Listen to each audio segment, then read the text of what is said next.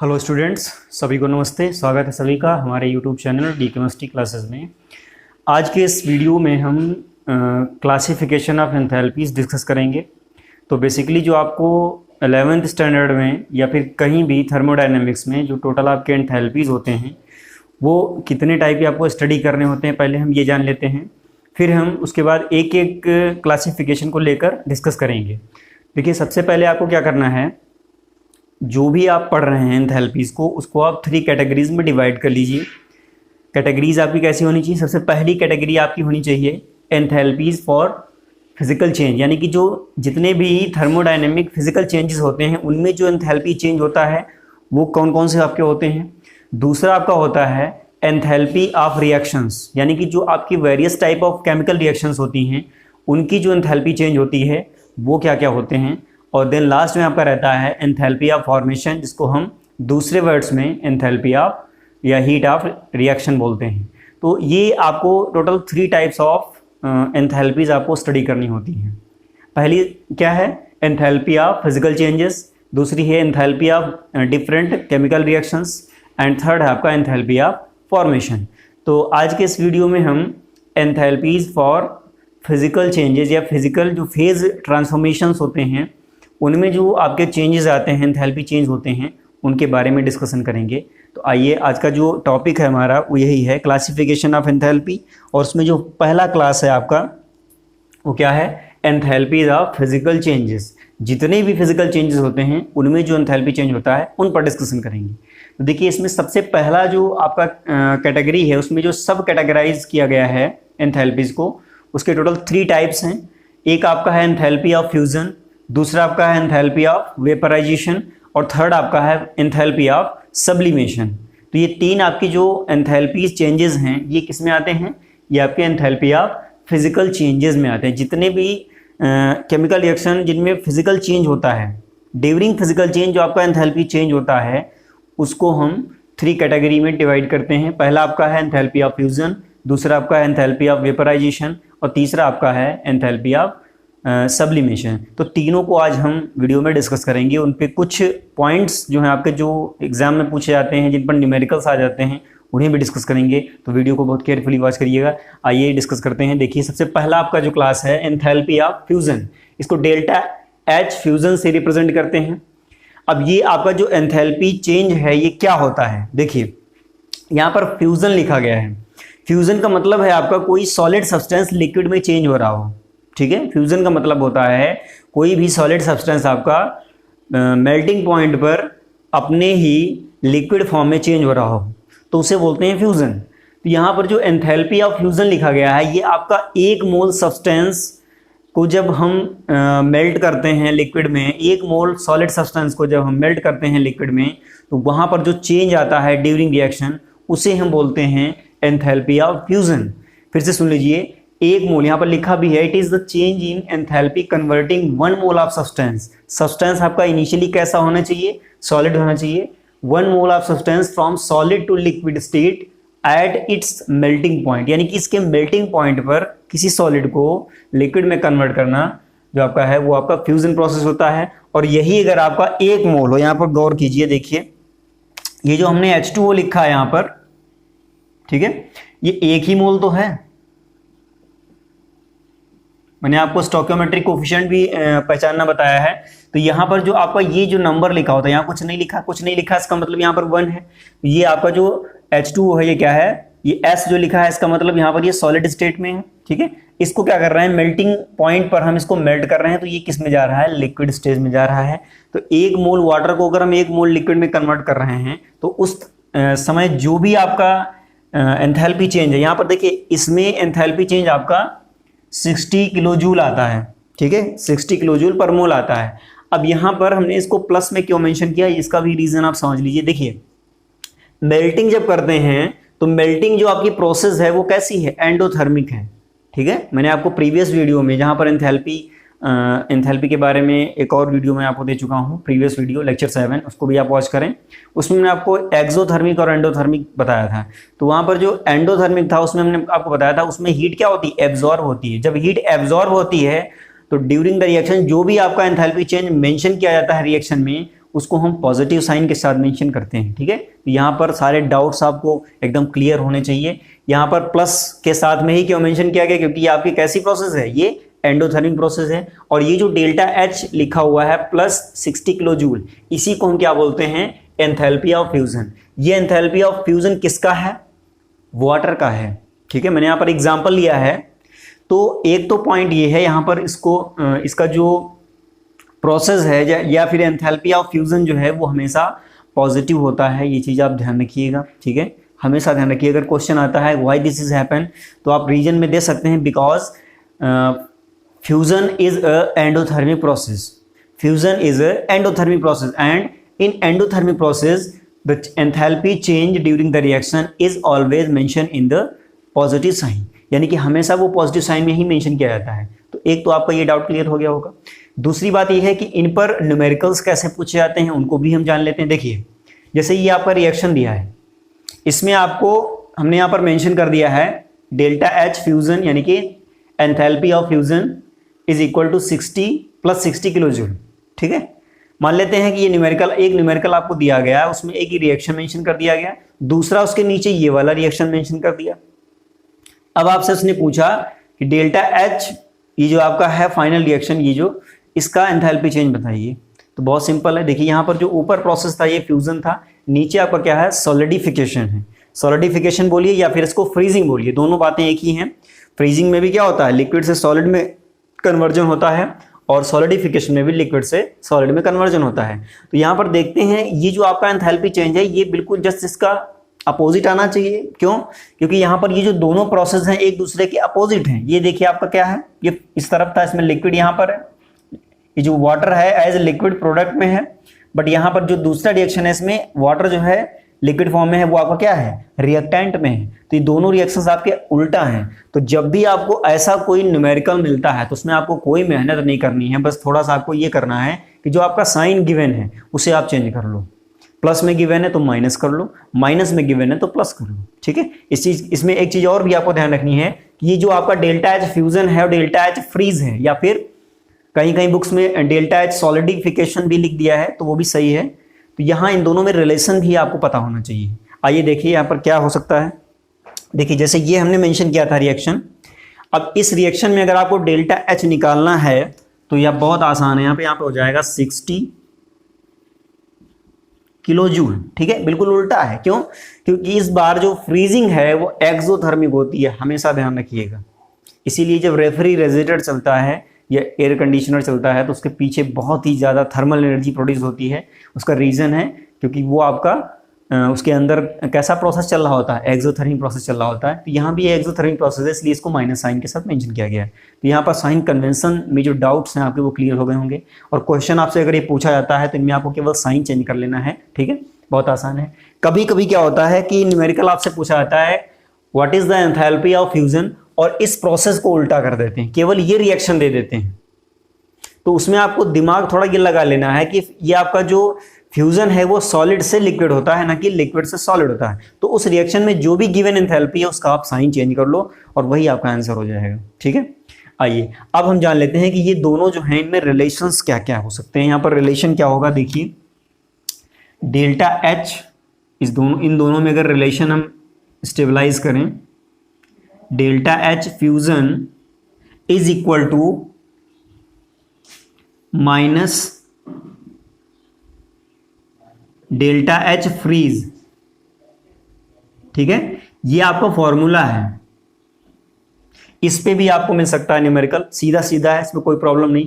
कहीं कहीं क्या है, डेल्टा एच फ्रीज को भी डेल्टा एच सॉलिडिफिकेशन लिख दिया है, तो नो प्रॉब्लम। यहां पर मैं नीचे मेंशन किए दे रहा हूं डेल्टा एच फ्रीज, चाहे आप इसको लिखिए या फिर आप इसको डेल्टा एच सॉलिडिफिकेशन लिख सकते हैं। ठीक है, किसी भी लिक्विड का सॉलिड में कन्वर्ट हो जाना सॉलिडिफिकेशन है। ये भी दोनों एक ही बात है। कहीं कहीं बुक्स में सॉलिडिफिकेशन लिखा है, मैंने इसको इसलिए मेंशन कर दिया। आइए अब इसमें देखिए और भी एक आपकी पॉसिबिलिटी है कि उसको, इस न्यूमेरिकल को इस तरह से ना पूछें, दूसरे तरह से पूछ लें। तो उसके लिए मैंने ऊपर एक फॉर्मूला मेंशन किया है, डेल्टा एच फ्यूजन यानी कि enthalpy of fusion is equal to latent heat into molecular mass. जैसे आपको वाटर का उन्होंने लेटेंट हीट दे दिया, अब आपसे पूछ लिया कि एंथैल्पी ऑफ फ्यूजन निकालिए। एंथैल्पी ऑफ फ्यूजन अगर आपको निकालना है तो आपको ये फॉर्मूला लर्न रखना पड़ेगा, ठीक है। तो एक तो आपका सेकेंड टाइप का जो न्यूमेरिकल है वो यहाँ से भी हो सकता है। तो आई थिंक आपको समझ में आ गया होगा कि मैं आपको किन पॉइंट्स की तरफ अटेंस करना चाहता हूँ, आपका जो अटेंशन है किस तरफ ले जाना चाहता हूँ, कि इस एंथैल्पी ऑफ फ्यूजन से किस तरह के क्वेश्चन आपसे किए जा सकते हैं, ये होता क्या है। इसमें छोटे छोटे जो आपके न्यूमेरिकल्स हैं, ज़्यादा बड़े इसमें नहीं आने हैं, छोटे छोटे आने हैं वन वर्ड आंसर वाले, तो वो आप किस तरह से उनको आंसर करेंगे।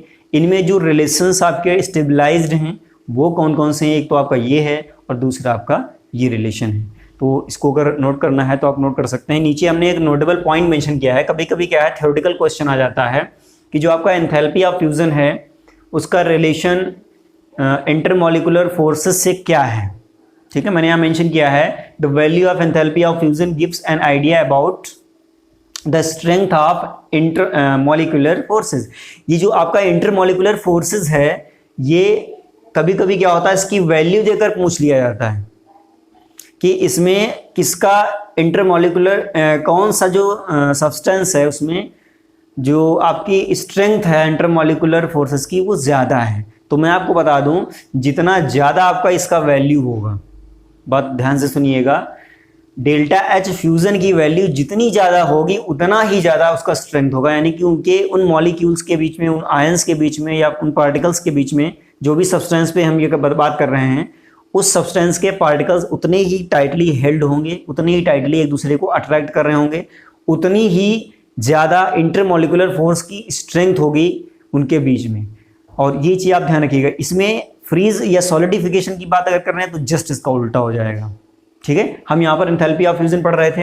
एंथैल्पी ऑफ फ्यूजन जो है वो डायरेक्टली रिलेटेड है स्ट्रेंथ ऑफ इंटरमॉलिक्यूलर फोर्सेस की। जितना ज़्यादा इंटरमॉलिक्यूलर फोर्सेस होगा सब्सटेंस के पार्टिकल्स के बीच में, उतनी ही ज़्यादा एंथैल्पी ऑफ फ्यूजन आपकी क्रिएट होगी। तो यहाँ से एक थ्योरेटिकल टाइप का छोटा सा शॉर्ट आंसर टाइप का क्वेश्चन मल्टीपल चॉइस में, असर्शन रीजन टाइप में या वन वर्ड आंसर वाले क्वेश्चंस में आपसे पूछा जा सकता है। ध्यान रखेंगे इस चीज़ को, तो आगे आप अच्छे से कर ले जाएंगे। सेकेंड आपका है एंथैल्पी ऑफ वेपराइजेशन, ठीक है।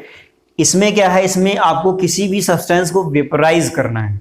तो यहाँ वेपराइजेशन में आपका सिंपल सा मेथड है, आप किसी लिक्विड को ही गैस में वेपराइज करते हैं। ये आपने प्रीवियस में 9th में ही पढ़ रखा होगा। इसको डेल्टा एच वेप से रिप्रेजेंट किया जाता है इस एंथैल्पी को। और यहाँ पर बिल्कुल ऊपर जैसे जो एंथैल्पी है उसी की तरह है, बस यहाँ पर छोटा सा एक चेंज ये है कि यहाँ पर मेल्टिंग पॉइंट था और यहाँ पर आपका बॉइलिंग पॉइंट हो जाएगा। यहाँ पर हम सॉलिड से लिक्विड में कन्वर्ट कर रहे थे और यहाँ पर हम लिक्विड को गैस में कन्वर्ट कर रहे हैं क्योंकि वेपराइजेशन कर रहे हैं। तो यहाँ पर देखिए बिल्कुल ये दोनों एक दूसरे से क्या हैं, रिदमिक हैं, सिमिलर हैं, सेम तो नहीं है बट सिमिलर हैं। तो आई थिंक आपको लर्न करने में भी प्रॉब्लम नहीं होगी। आइए देखते हैं यहाँ पर जितना एंथैल्पी चेंज आपका 1 मोल लिक्विड को 1 मोल गैस में कन्वर्ट करने में लगता है, उसी को आप एंथैल्पी ऑफ वेपराइजेशन बोलते हैं। यहाँ पर एक एग्जांपल हमने मेंशन किया है, वाटर एज लिक्विड, इसको बॉईल किया हमने, वाटर को गैस में इसने कन्वर्ट कर दिया। यहाँ जो एंथैल्पी ऑफ वेपराइजेशन है ये आपकी क्या है, प्लस 40.29 किलो जूल। देखिए यहाँ पर भी आप समझ लीजिए, ये जो प्लस में यहाँ लिखा गया है, ये प्लस का मतलब क्या है, ये जो आपका वेपराइजेशन प्रोसेस है ये एंडोथर्मिक होता है और कंडेंसेशन जो है ये क्या है, ये आपका एक्सोथर्मिक होता है। तो अगर आपको ये रिएक्शन दिया गया है, सबसे पहले तो आप ये समझ लीजिए कि ये जो आपका प्रोसेस है इसमें ड्यूरिंग द प्रोसेस जो एंथैल्पी चेंज है आपका, जैसे ये आया है इसमें, ठीक है। तो ये जो वैल्यू है आपकी यही क्या है, ये आपकी डेल्टा एच है, ये आपकी वैल्यू डेल्टा एच वेपराइजेशन है।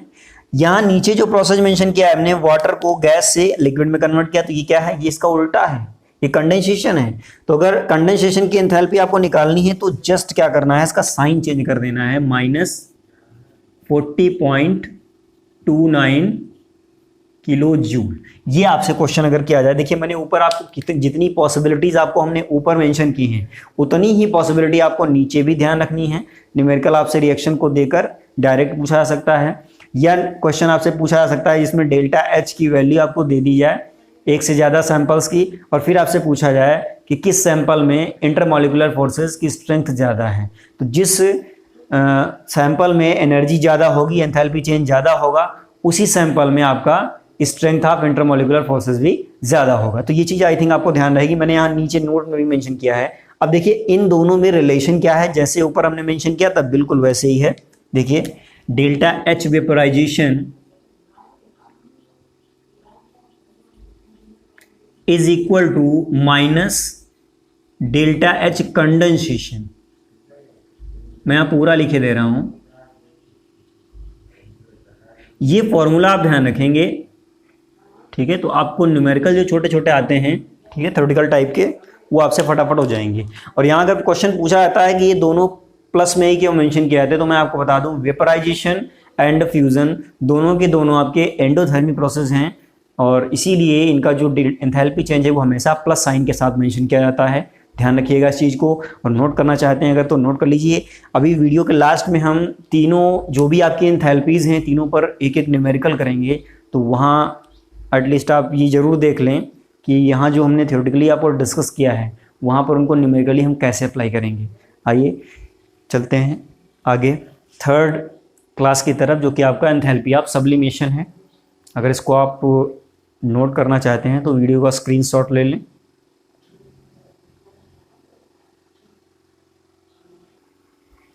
ये आपका थर्ड टाइप ऑफ एंथैल्पी है, एंथैल्पी ऑफ सब्लिमेशन। तो देखिए सब्लिमेशन जो है आपका, सब्लिमेशन आपने सुना होगा, सब्लिमेशन एक प्रोसेस होता है, ठीक है, जिसमें आपके सब्सटेंस के फिजिकल स्टेट चेंज हो जाते हैं। यहाँ पर सॉलिड को डायरेक्ट हम गैस में चेंज करते हैं। तो देखिए जो आपने प्रीवियस दो एंथैल्पीज अभी स्टडी किए हैं, मैंने जो डिस्कस किए हैं, बिल्कुल वैसा ही ये भी है। बस क्या है, इसमें एक मोल सॉलिड को एक मोल गैस में कन्वर्ट किया जाता है। प्रीवियस में जो आपने फ्यूज़न और वेपराइजेशन पढ़ा है, वेपराइजेशन में क्या था, 1 मोल लिक्विड को गैस में चेंज किया जा रहा था, फ्यूज़न में 1 मोल सॉलिड को लिक्विड में चेंज किया जा रहा था। तो प्रोसेस आपके बिल्कुल वैसे ही हैं। ये जो आपका एंथैल्पी चेंज है, ये आपका एक हीट चेंज होता है। कब? जब आपका 1 मोल सॉलिड सीधे गैस स्टेज में चेंज किया जाता है एक पर्टिकुलर टेम्परेचर पर। तो यहाँ पर हमने 3 एग्जाम्पल मेंशन किए हैं। देखिए यहाँ पर ये आयोडीन है, सॉलिड स्टेट में है, इसका सब्लिमेशन यहाँ किया गया है। ये चीज़ आप ध्यान रखिएगा, यहाँ जितने भी आपके प्रोसेस हैं, ठीक है, सब्लिमेशन हुआ है। सब्लिमेशन में जो आपका एंथैल्पी चेंज आया है, इसी को हम क्या बोलेंगे, एंथैल्पी ऑफ सब्लिमेशन। और जितने भी आपके एंथैल्पी हैं वो सब के सब पॉजिटिव ही आएंगे, क्योंकि आपका सब्लिमेशन जो प्रोसेस है वो भी आपका क्या होता है, एंडोथर्मिक होता है, ठीक है, वो भी एनर्जी गेन करके ही डन होता है। दूसरा एग्जांपल है कार्बन डाइऑक्साइड का, ये भी सॉलिड स्टेट में है और इसको हमने गैस में चेंज किया है। आयोडीन का 1 ही मोल लिया था, इसमें जितने भी हैं सब्सटेंसेस सबका 1 मोल सब्लिमेट किया गया है। यहाँ पर इसका जब हम सब्लिमेशन करते हैं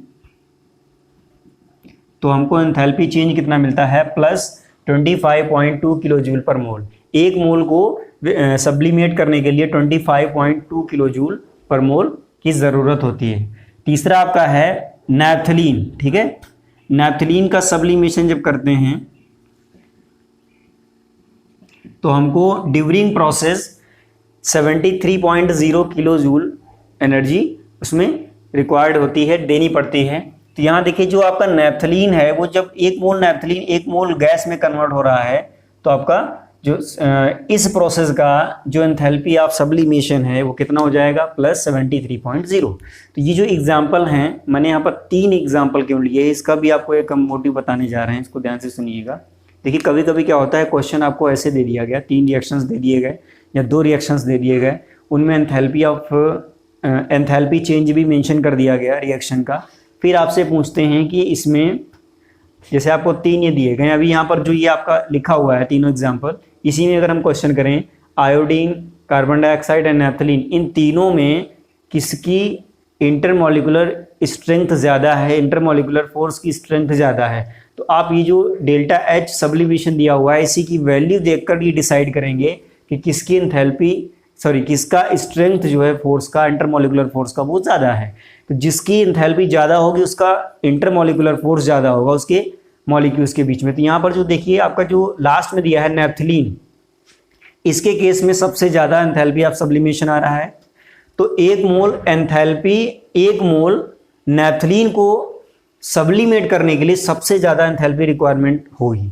और इसका मतलब एक और भी हो सकता है कि यहाँ पर ये जो आपका नैप्थलीन है, नैप्थलीन की जो मॉलिक्यूल्स हैं उनके बीच इंटरमॉलिक्यूलर इंटरेक्शन सबसे ज़्यादा होगी, उनकी जो इंटरमॉलिक्यूलर स्ट्रेंथ है वो सबसे ज़्यादा होगी, इसीलिए इतनी एनर्जी की रिक्वायरमेंट है। तो ऐसे भी क्वेश्चन पूछे जा सकते हैं। मैंने यहाँ पर नीचे नोट में मेंशन किया है, greater the intermolecular interaction more is the enthalpy of transformation.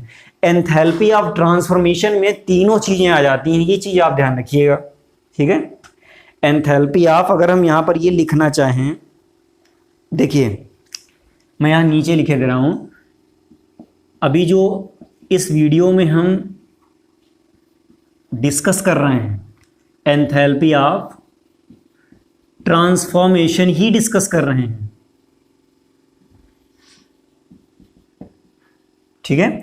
Enthalpy of transformation he discuss कर रहे हैं, इसको करेक्ट कर लीजिएगा। ओके, तो ये जो एंथैल्पी ऑफ ट्रांसफॉर्मेशन है इसको हम एंथैल्पी ऑफ फिजिकल चेंज भी बोलते हैं, दोनों एक ही बातें हैं, ठीक है। इसमें आपके कौन कौन से आते हैं, एक तो हमने आपको सबसे प्रीवियस में पढ़ाया था डेल्टा एच फ्यूज़न, यानी कि एंथैल्पी ऑफ फ्यूज़न, और दूसरा क्या था डेल्टा एच वेपराइजेशन, और तीसरा आपका था डेल्टा एच सब्लिमेशन। तो ये जो तीनों आपके एंथैल्पी हैं ये तीनों के तीनों किस में आते हैं, एंथैल्पी ऑफ ट्रांसफॉर्मेशन में आते हैं। तो ये जो आपका नोटेबल पॉइंट है ये तीनों के लिए है, ठीक है। जितनी ज़्यादा इंटरमॉलिक्यूलर इंटरेक्शन होगी उतने ही ज़्यादा आपके एंथैल्पी ऑफ ट्रांसफॉर्मेशन आएंगे। ये आपका हो गया एग्जाम्पल। अब देखो यहाँ पर एक एग्जाम्पल इसका हम ले लेते हैं। सपोज कर लीजिए जैसे आपके पास 2 सैंपल हैं, एक आपका वाटर है और एक आपका एसीटोन है। आपसे पूछा जाए कि एंथैल्पी ऑफ ट्रांसफॉर्मेशन किस में ज़्यादा होगा, तो आप सोचिए ज़रा कि एसीटोन है, एसीटोन के मॉलिक्यूल्स के बीच में कैसा इंट्रैक्शन होगा, और वाटर के जो मॉलिक्यूल्स हैं उनमें उनके बीच में कैसा इंट्रैक्शन होगा। तो आपको ये मिलेगा कि जो वाटर के मॉलिक्यूल्स हैं उनमें एक एडिशनल इंट्रैक्शन इन्वॉल्व है, हाइड्रोजन बॉन्डिंग। बट आपका जो एसीटोन है उसमें हाइड्रोजन बॉन्डिंग नहीं होती, केवल डाइपोल मोमेंट डाइपोल इंट्रैक्शन होती है। अब डाइपोल इंट्रैक्शन हाइड्रोजन बॉन्डिंग से बहुत वीक होती है। तो यहाँ पर एक एग्जांपल अगर हम लिखें इस तरह से, द डेल्टा एच सब्लिमेशन लिख लो या ट्रांसफॉर्मेशन लिख लो, enthalpy of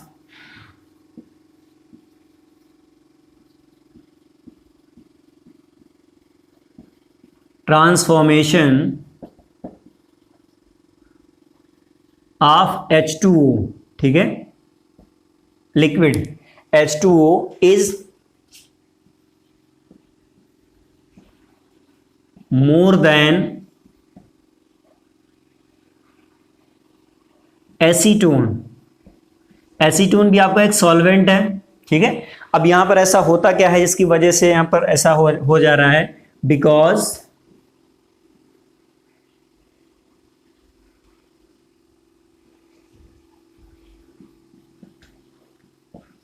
H2O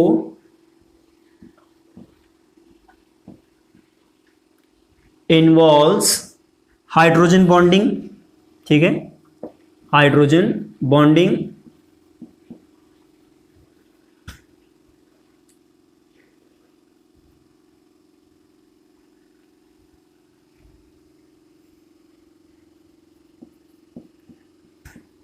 which is stronger than dipole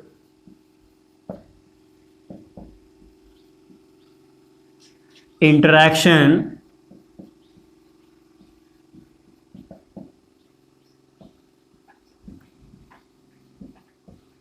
involved in acetone.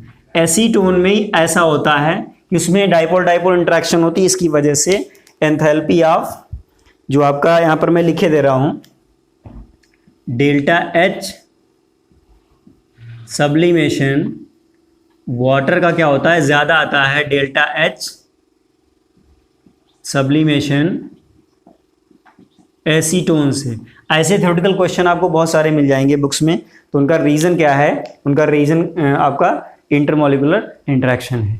तो नोट कर लो इसको। अब हम न्यूमेरिकल्स करेंगे, क्योंकि ये जो आपके तीनों एंथैल्पी हैं, ये तीनों के तीनों किसमें हम स्टडी करते हैं? एंथैल्पी ऑफ ट्रांसफॉर्मेशन में स्टडी करते हैं। स्क्रीनशॉट लीजिए फटाफट। चलिए न्यूमेरिकल्स पे थोड़ा सा हम लोग डिस्कशन कर लेते हैं। ये दो न्यूमेरिकल्स हम करेंगे जो कि आपके हीट ऑफ ट्रांसफॉर्मेशन यानी कि हीट ऑफ वेपराइजेशन या फिर हीट ऑफ फ्यूज़न से रिलेटेड हैं। देखिए, इससे पहले आपको एक चीज़ बता दूं मैं, जो कि अभी प्रीवियस में जो भी आपने तीनों एंथैल्पीज पढ़े हुए हैं, enthalpy of fusion, enthalpy of vaporisation, enthalpy of sublimation, इनमें जो एंथैल्पी ऑफ सब्लिमेशन है वो दोनों एंथैल्पीज का एडिशन होता है। अगर आपसे तीनों में रिलेशन पूछा जाए, मैं यहाँ पर साइड में मेंशन किए दे रहा हूँ, इसको ध्यान रखिएगा। तीनों में रिलेशन एक होता है। हालांकि देखिए, ये जो दोनों न्यूमेरिकल्स हैं, उन दोनों न्यूमेरिकल्स में इस रिलेशन का कोई यूज़ नहीं है। मैं इसलिए बता देना चाहता हूँ क्योंकि जो प्रीवियस में आपने तीनों स्टडी किए हैं, उनमें तीनों में रिलेशन एक होता है। ठीक है, कहीं कहीं बुक्स में लिखा है, कहीं कहीं नहीं लिखा है। तो मैं यहाँ साइड में लिखे दे रहा हूँ। देखिए, जैसे पहला आपका क्या था? थर्ड वाला डेल्टा एच सब्लिमेशन। ये इसके अलावा जो भी ट्रांसफॉर्मेशन हीट होती हैं, चाहे फ्यूज़न हो या फिर आपका वेपराइजेशन हो, इन दोनों का एडिशन होता है। ये रिलेशन आप ध्यान रखिएगा। हो सकता है कहीं पर आपको इस तरह का कोई क्वेश्चन मिल जाए। ठीक है, हालांकि इन न्यूमेरिकल्स में इसका यूज नहीं है, ये चीज़ आप ध्यान रखिएगा। एक नोटेबल। हाँ, आइए अब हम न्यूमेरिकल्स पे फोकस करते हैं। देखिए, पहला जो न्यूमेरिकल है उसमें क्या है? व्हेन 1 मोल ऑफ C10H8, ये आपका क्या है? नैप्थलीन है, solidifies 150 joule heat is evolve. ठीक है, 1 मोल इसका जब सॉलिडिफाइड किया जाता है तो 150 जूल हीट इवॉल्व होती है। Calculate the enthalpy of fusion. तो देखिए, एंथैल्पी ऑफ फ्यूजन आप डायरेक्टली तो नहीं निकाल सकते, क्योंकि इसमें जो डेटा दिया है वो सॉलिडिफिकेशन के लिए दिया हुआ है। यहाँ पर ध्यान दीजिएगा, अगर न्यूमेरिकल को आपको करना है तो सबसे पहले इसमें जो गिवन चीज़ें हैं उन पे फोकस करना होता है। तो इसको सॉल्व करने से पहले तो आप ये देखिए क्या इसमें गिवन है हमको। अगर हमने ये अगर लिखा है, देखिए C10H8, ठीक है, ये किसमें सॉलिडिफाइड किया जा रहा है? सॉलिडिफाइड किया जा रहा है किसमें? सॉलिड में किया जा रहा है, तो ये लिक्विड होगा, नैप्थलीन। ठीक है, और इसको किसमें सॉलिडिफाइड किया जा रहा है? C10H8, इसमें किया जा रहा है। तो ये जो आपका चेंज है, इसमें 150 जूल हीट इवॉल्व हो रही है। तो यहां पर डेल्टा H जो होगा ये क्या होगा? ये सॉलिडिफिकेशन ही तो होगा। अब डेल्टा H सॉलिडिफिकेशन कितना इवॉल्व हो रहा है? इवॉल्व हो रहा है, इसका मतलब माइनस होगा, क्योंकि इवॉल्व का मतलब है एक्सोथर्मिक प्रोसेस है। एक्सोथर्मिक प्रोसेस में जो भी आपकी हीट होती है वो नेगेटिव साइन से मेंशन की जाती है। तो ये आपका हो गया 150 जूल। ठीक है, इसको किलो जूल अभी हम नहीं लिख सकते हैं, क्योंकि यहाँ पर ये केवल इतना जूल दिया है। अब ये जो आपका एंथैल्पी है, इसको अगर हम इसका सबसे पहले तो आप कन्वर्जन कर लें, किसमें? एंथैल्पी ऑफ फ्यूजन में, या फिर पूरा सॉलिडिफिकेशन को पहले आप उसमें निकाल लें, इसको मोलर मास से मल्टीप्लाई करके। हालांकि देखिए, ये जो हीट है ये आपकी अभी वो नहीं है। यहाँ पर अगर इसको हम इरेज कर दें, देखिए ये जो आपकी हीट है ये लेटेंट हीट है, क्योंकि 1 मोल यहां पर 1 मोल इसका लिया जा रहा है। तो यहां पर ये लेटेंट हीट है।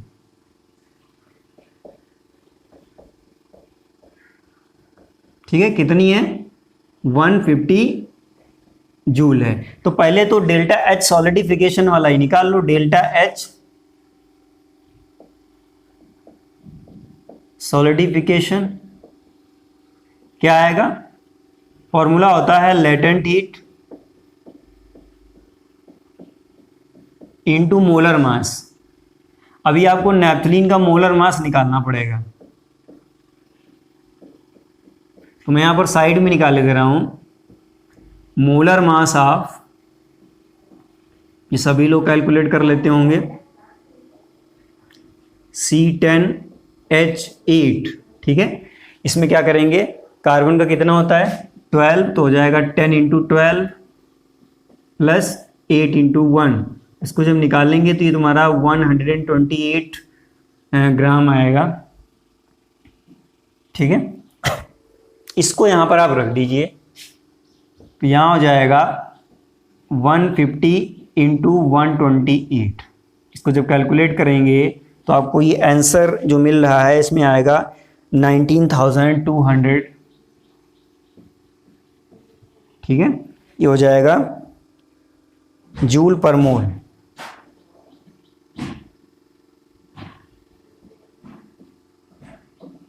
इतना आ गया। अब देखिए क्या करना है, ये जो भी आपका आया है आपको फ्यूजन निकालना है, ठीक है। यहां पर जो भी आपका आया, देखिए ये प्लस में आ रहा है, ये चीज आप ध्यान रखिएगा, यहां पर ये प्लस में आ रहा है क्योंकि ये प्लस में, रिजल्ट ही प्लस में है। तो यहां पर डेल्टा H फ्यूजन जो होता है, मैंने आपको बताया था साइन इसका चेंज करना होता है, माइनस डेल्टा H सॉलिडिफिकेशन या फिर फ्रीजिंग लिख लो। तो यहां हो जाएगा माइनस जूल पर मोल, ये आपका फाइनल आंसर आ जाएगा। और एक चीज ये भी ध्यान रखना कि यहां पर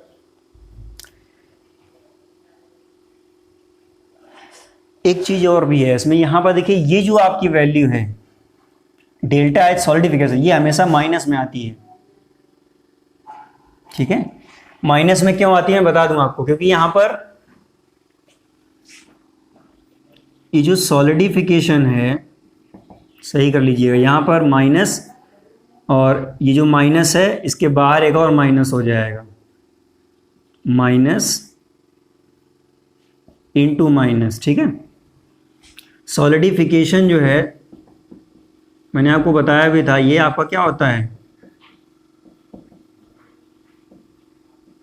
एक्सोथर्मिक होता है। तो एक्सोथर्मिक में कैसा डेल्टा H होना चाहिए, माइनस होना चाहिए। और जो आपका फ्यूजन है वो क्या होता है, ये एंडोथर्मिक होता है।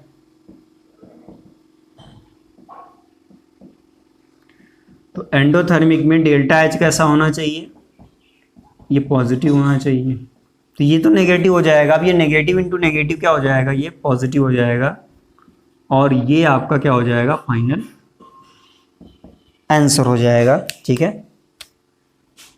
ये आपका आंसर हो गया, ठीक है। ये आपका आ गया एंथैल्पी ऑफ फ्यूजन। तो इस तरह से इसको हम निकालेंगे, जो कि हमने जो थ्योरेटिकल अभी हमने डिस्कशन किया है उसमें भी हमने यही आपको बताया था कि ये फॉर्मूला हमें यूज़ करना होता है। देखिए एक तो ये फॉर्मूला था, थोड़ा सा प्रोसेसेस की भी जानकारी आपको रहनी चाहिए ये वाला, और एक ये फॉर्मूला है, इसकी हेल्प से हमने क्या किया है एंथैल्पी ऑफ सॉलिडिफिकेशन निकाला है। तो इस तरह से ये हो गया, ठीक है। तो आई थिंक आप समझ गए होंगे कि ये मैंने कैसे कैलकुलेट किया, आसान है, ज़्यादा कोई प्रॉब्लम नहीं। बस यहाँ पर ये आपको समझना है कि जो सॉलिडिफाइड किया जा रहा है ये कौन सी चीज़ है, ये हीट क्या है। इसको गलती से कभी भी एंथैल्पी मत समझ लेना, नहीं तो पक्का गलत कर दोगे। दूसरा है क्वेश्चन, एंथैल्पी और standard enthalpy of vaporization of benzene is 30.8 kilojoule per mole at boiling point. What amount of heat required to evaporate 200 gram of benzene at its boiling point. तो देखिए ये जो न्यूमेरिकल है ये थोड़ा सा क्या है यूनिटरी मेथड बेस्ड है, ठीक है। कैसे, यहाँ इतना दिया हुआ है पर मोल, इतना लग रहा है एनर्जी, आपको 200 ग्राम में कितनी एनर्जी लगेगी वो पूछ रहा है। तो सबसे पहले आप क्या करिए, मोल कॉन्सेप्ट इसमें इन्वॉल्व हुआ है, तो मोल कॉन्सेप्ट में सबसे पहले तो आप मोलर मास निकाल लो, किसका, बेंजीन का। मोलर मास बेंजीन का क्या होता है, बेंजीन का फॉर्मूला C6H6, ठीक है। इसका जब निकालेंगे तो हो जाएगा 6 × 12 प्लस 6 × 1 इज इक्वल टू 78 ग्राम। ये हमारा आया मोलर मास। अब देखिए ये जो 30 0.8 किलो जूल पर मोल दिया है। यहाँ पर इसकी यूनिट पे ध्यान देना, एक मोल में इतनी एनर्जी लग रही है और एक मोल जो होता है वो एक मोल का मास कितना होता है 78 ग्राम। अगर ये इसका मोलर मास है तो यहाँ पर लिख सकते हैं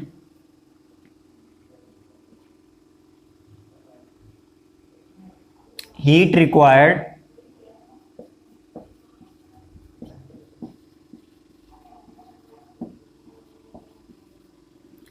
टू इवेपोरेट, ये जो ऊपर लिखा हुआ है इतने का मतलब ये होगा heat required to evaporate 78 gram C6H6 is equal to कितना होगा 30.8 किलो जूल। इतना लगेगा क्योंकि एक मोल का मास इतना ही होता है। यहां पर मैं लिखे दे रहा हूं is equal to 1 mole C6H6, यहां क्या होगा 78 ग्राम C6H6। इसको मैं रेड मार्क किए दे रहा हूं, इस पे फोकस रखिएगा तभी आपकी समझ में भी आएगा। तो ये आपका इतना किलो जूल आ रहा है कितने के लिए 78 ग्राम के लिए। आपसे पूछा जा रहा है 200 ग्राम के लिए कितना होगा, तो आप क्या करिए पहले 78 के लिए इतना है 1 ग्राम के लिए निकाल लीजिए और फिर 200 ग्राम के लिए भी निकल आएगा। तो यहाँ पर यूनिटरी मेथड अप्लाई करेंगे, यहाँ हो जाएगा therefore heat required to evaporate 1 gram C6H6 is equal to 30.8 upon 78 kilo joule, इतना आएगा। हमसे पूछा कितना गया है, हमसे पूछा गया है हीट रिक्वायर्ड टू इवेपोरेट 200 ग्राम, ठीक है 200 ग्राम C6H6। तो अब क्या करना है, कुछ नहीं करना है, ज़्यादा इसमें मेहनत नहीं करनी है, इसी को 200 से मल्टीप्लाई कर देना है क्योंकि ये आया था आपका 1 के लिए, हमको कितना निकालना है 200 के लिए। तो इसको आप 200 से मल्टीप्लाई कर दो और इसका जो भी आपका आएगा फाइनल, ठीक है कट पिट के, वो आपका क्या हो जाएगा आंसर हो जाएगा। जो भी आपसे पूछा गया what amount of heat required to evaporate 200 gram, इसका आंसर आ रहा है 78.974, ठीक है 78.974। ये जो आपका आया है ये आपका फाइनल आंसर है और ये आएगा किलो जूल में।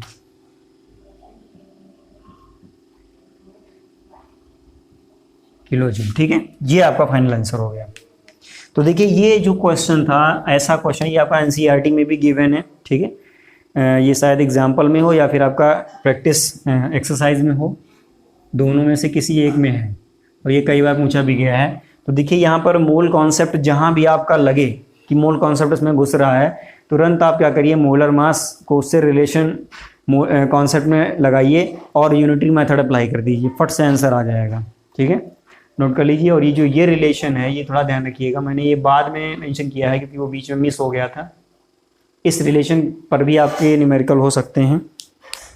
तो आज के इस वीडियो में इतना ही, मिलते हैं नेक्स्ट वीडियो में। और जो नेक्स्ट वीडियो का हमारा टॉपिक है वो रहेगा enthalpies for various type of reactions. इसमें आप एंथैल्पी ऑफ कंबशन पढ़ेंगे, एंथैल्पी ऑफ एटमाइजेशन पढ़ेंगे, एंथैल्पी ऑफ फॉर्मेशन भी पढ़ लेंगे, उसी वीडियो में ही पढ़ लेंगे या फिर उसके लिए हम अलग से एक वीडियो बना देंगे।